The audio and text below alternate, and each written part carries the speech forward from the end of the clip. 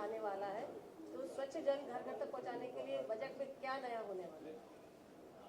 सबसे पहले तो मैं आप लोगों को बताना चाहूँगी कि चूँकि हमारे ये भारतीय जनता पार्टी की मंदिर है और इस मंदिर में जिस तरीके से सेल सहयोग के माध्यम से हम सब लोग सरकार के सेवक होने के नाते हम लोग एक सरकार के मंत्री यहाँ पे बैठते हैं और हमारे संगठन के एक पदाधिकारी को प्रतिदिन बैठने का ये सौभाग्य मिलता है, जिसके चलते एक पीएचई मंत्री होने के नाते आज मेरा रोस्टर था और मैं यहाँ पे उपस्थित थी। आपने जैसे कहा कि अभी बजट आने वाली है और उस पर क्या होने वाली है, आपने सही क्वेश्चन किया। जिस तरह से पीएचई मंत्री होने के नाते हमारे पूरे देश के यशस्वी प्रधानमंत्री जी के नेतृत्व में मध्य प्रदेश में 29,000 हमारे सिंगल विलेज स्कीम स्वीकृत हुए थे और 147 योजनाएं हमारे समूह प्रदाय योजना स्वीकृत हुए थे, जिसमें समूह प्रदाय योजना हम लोगों को 2027-28 में 100% पूरा करने का लक्ष्य है। और जो हमारा सिंगल विलेज स्कीम थी वो स्कीम हमारे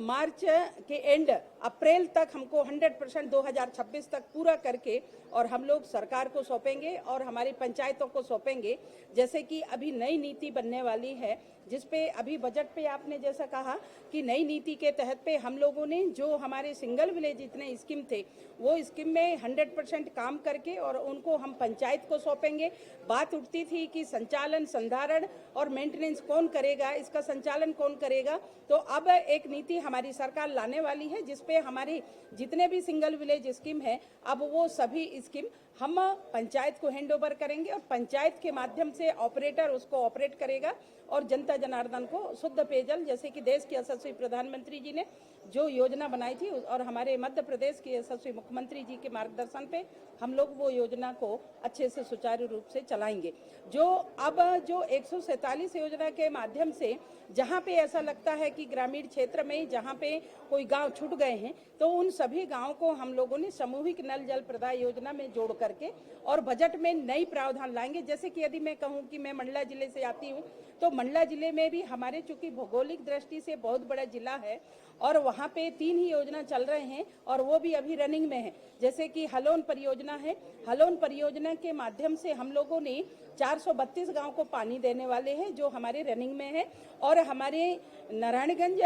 योजना है तो वो नारायणगंज में 152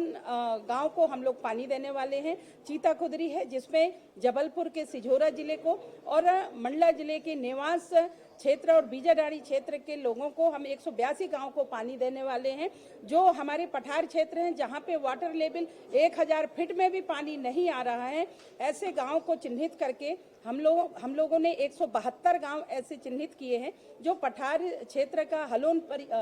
जो थावर परियोजना से हम लोग सिंचाई के लिए और हमारे जनता जनार्दन को शुद्ध पानी के लिए हम लोगों ने ऐसा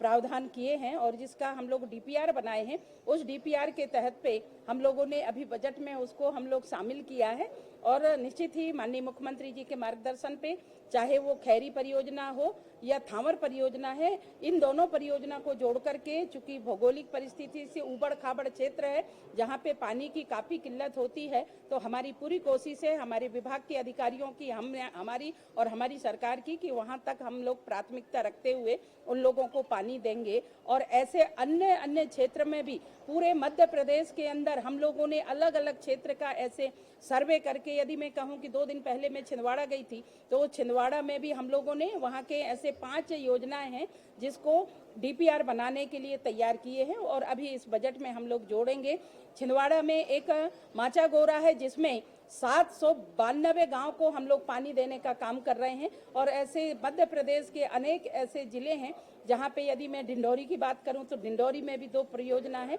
उसको हम लोग अभी इसमें जो हमारे बजट में हम लोग जोड़ने का काम करेंगे। तो ऐसे पूरे मध्य प्रदेश में जहां जहां ऐसे है वहां पे अब हम सिंगल विलेज स्कीम नहीं स्वीकृत करेंगे। अब हम लोगों ने जहां छूटे हुए क्षेत्र हैं वहां पे सामूहिक बल्क वाटर में हम लोग अब गांव को पानी देंगे और देश के यशस्वी प्रधानमंत्री जी की जो मंशा थी उसको हम सब लोग मिलकर के पूरा करेंगे।